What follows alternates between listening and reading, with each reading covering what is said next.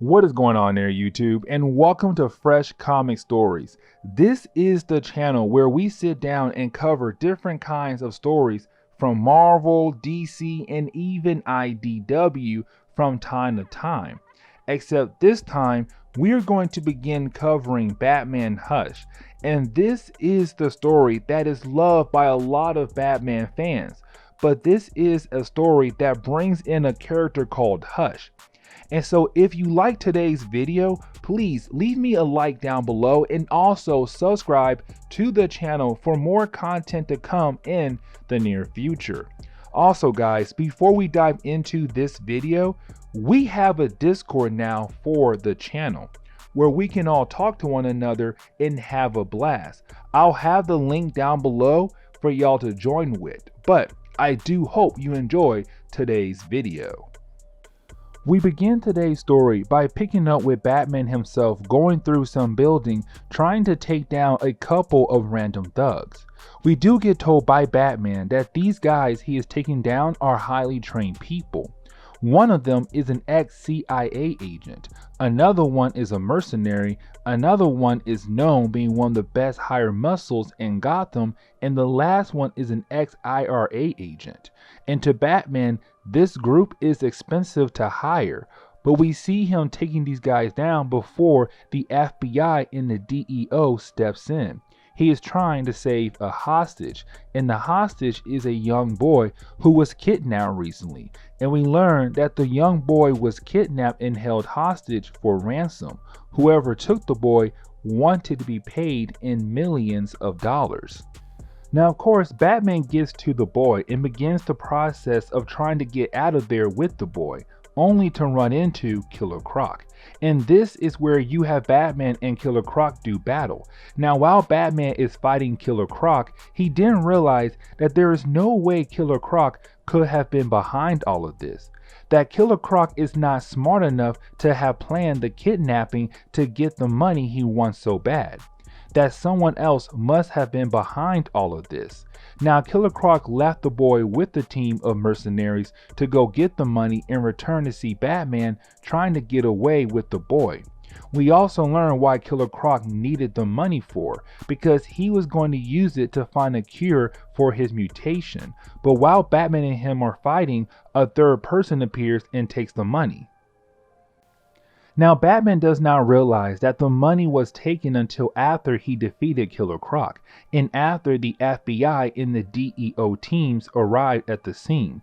That's when he realized it was Catwoman who took the money that Killer Croc received for the ransom. And so you have Batman give chase after her, and while he is chasing her, he realized that something is off about Catwoman. Because back when his story was coming out, DC made Catwoman a legit good guy, or trying to lead her down the path of becoming one. And so with her trying to steal the money, this is destroying the idea of her being a good guy. And so Batman knows something is off with her if she has gone back to stealing again. Except while he is chasing her, that is when someone cuts the string to Batman's grappling hook, making him fall out of the sky. Unable to shoot another grappling hook or catch onto something quickly as he is falling out of the sky, we see our hero crash land on the ground hard, which we know he is going to have major injuries, except we also see some thugs getting ready to surround the Batman. Now Catwoman realized that Batman is no longer chasing after her, and to her she thinks that maybe she lost him. But we see her go to this penthouse to deliver the money she stole from Killer Croc, where we learn that she is here to give the money over to Poison Ivy, leaving us wondering why is she working with Poison Ivy now. This is where we pick up with Batman still knocked out after falling out of the sky, but being surrounded by a bunch of thugs, and one of these thugs is planning to kill Batman because, well, it is Batman. Now even though Batman is knocked out, he had put some protective devices hidden in his suit to keep people from doing him harm. But of course, with him being knocked out, his suit is sending readings to Barbara Gordon. At this point in DC Comics, she was known as Oracle. And since she was shot by the Joker and left paralyzed, she works for the Bat family, kind of like their eyes in the sky. She is able to get them information that is needed for them to complete their goals. And so she calls out for someone in the Bat family to help out Batman. Of course, the one person who answers the call is someone who is actually not part of the Bat family, and she is kind of frowned upon by the Bat family. Well, really just Batman, because to him, she is too violent and unpredictable. But it is Huntress, whose real name is Helena Rosa, who was a daughter of a mobster, and her whole family was killed, and so she became a vigilante. But she was the one to answer Oracle's call and protect Batman from the thugs.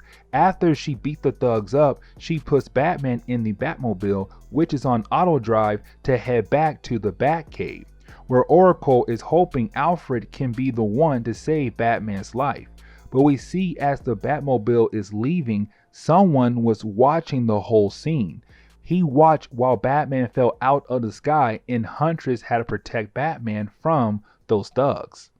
We then get a one-page setting where we see Poison Ivy meeting up with someone to hand this person his or her half of the money, except we do not see this person at all, and this mysterious person disappears just like that. This is where we jump over to the Batcave, where we see Alfred is trying to save Batman's life, because we come to find out that Batman has a head injury from the fall, and so Alfred is trying to do his best, but the kind of help Batman needs, they need to call in an actual surgeon. And that is when you have Batman use his fingers to give Morse code to tell Alfred to call up his old friend, Thomas Eliot. This is where you had the story retcon and tell us that Bruce Wayne had one best friend growing up.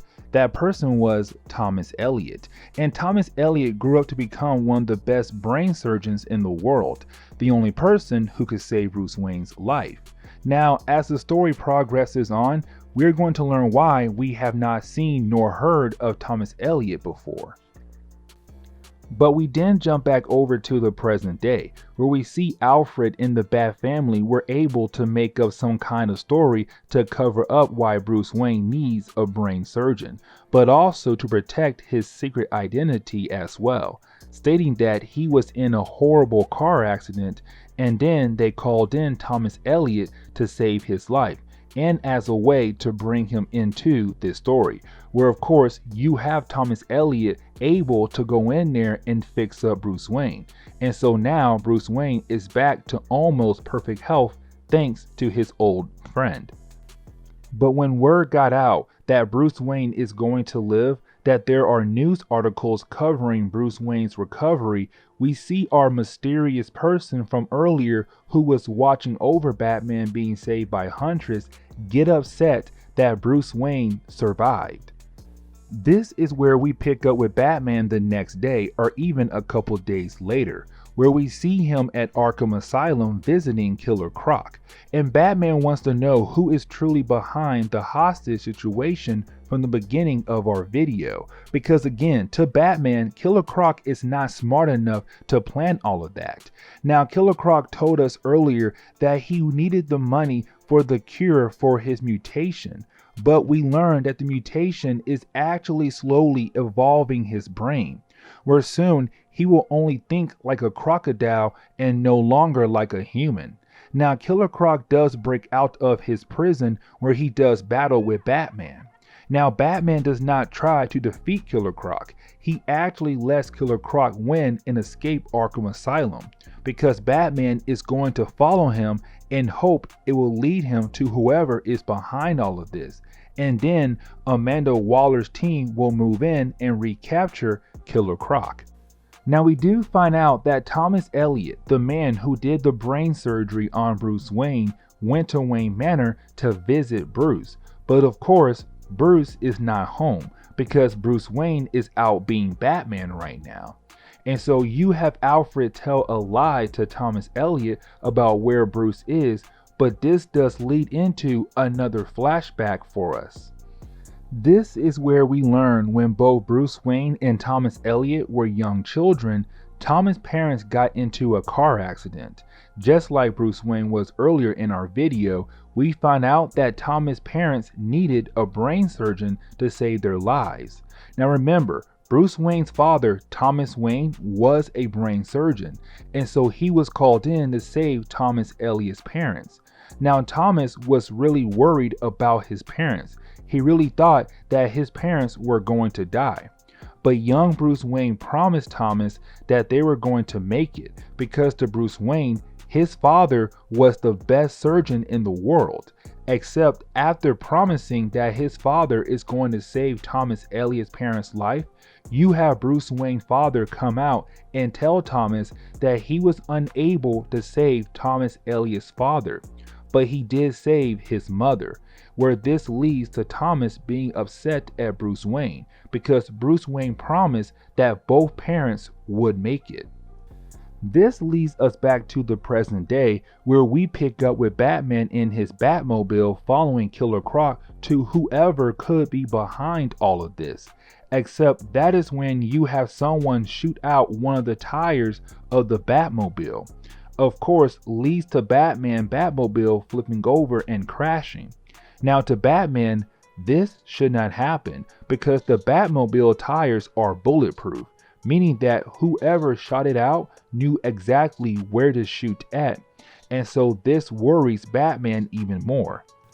But we pick up with Killer Croc meeting up with Catwoman. Now this is where we learn that they both were being controlled or were tricked by Poison Ivy, that Poison Ivy used her abilities to control the mind of Catwoman, which explains why she was stealing again for the first time in a long time.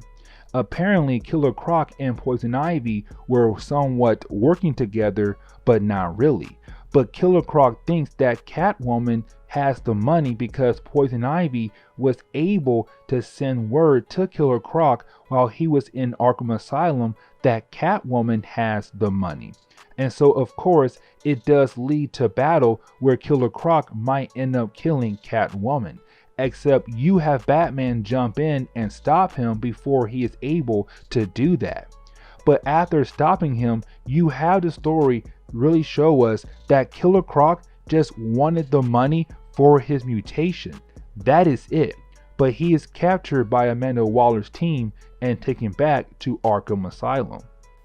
Now we pick up with Batman 6 days later, and he still has not found any clues about what is really going on and who is behind all of this. And to him, the only thing he knows that his prime suspect is Poison Ivy. And so Batman has to find her, but this is where you have Catwoman confront Batman about how she wants to work with him to find Poison Ivy because Poison Ivy took over her mind. Now this was the story that truthfully began the relationship of Batman and Catwoman in the post-crisis era. There were other stories, but this was the one that really took it to the next step. But you have Batman and Catwoman kiss, which now Batman's mind will be all over the place because now he will constantly think about Catwoman while still trying to figure out who is behind all of this. This is where we pick up with Bruce Wayne in Metropolis because Batman found out that Poison Ivy is here, and so he basically bought a ticket and flew over as Bruce Wayne hoping to find her. Now Catwoman will be here, just right now she is coming here in a different way because Catwoman does not know that Batman is Bruce Wayne just yet.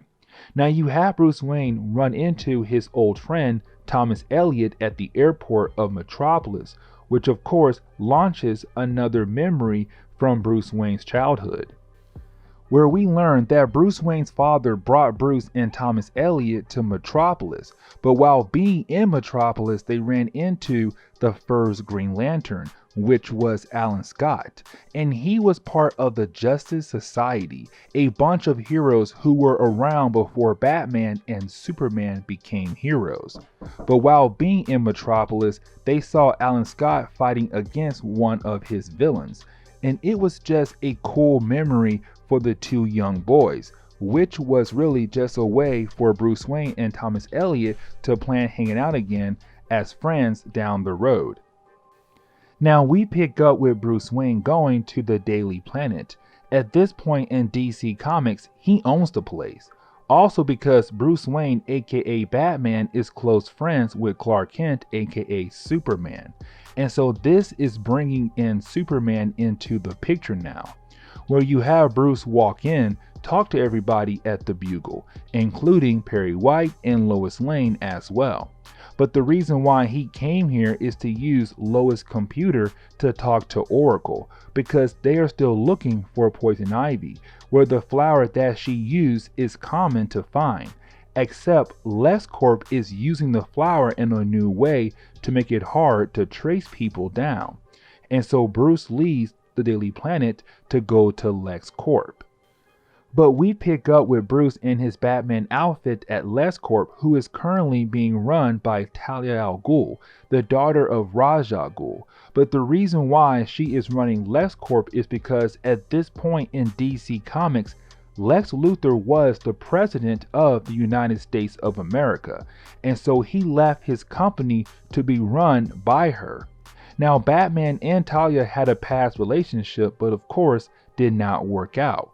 But she does not help with how he can find Poison Ivy, and so Batman just leaves LexCorp in a hurry.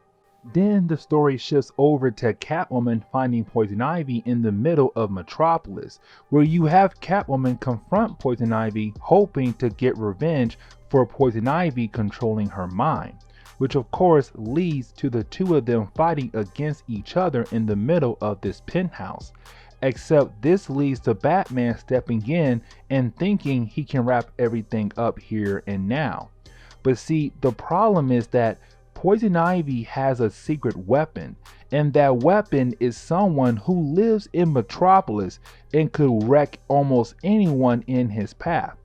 That person, of course, is Superman. And somehow Poison Ivy was able to get Superman under her control. And this is where we are going to end today's video. And so guys, please leave me a like down below and also subscribe for more comic book videos like this in the near future. Also, any suggestions on books I should read? Well, please let me know in the comments below, because you never know, your suggestion could be a future video down the road. But guys, I do hope to see y'all in the next comic book video. Later, guys.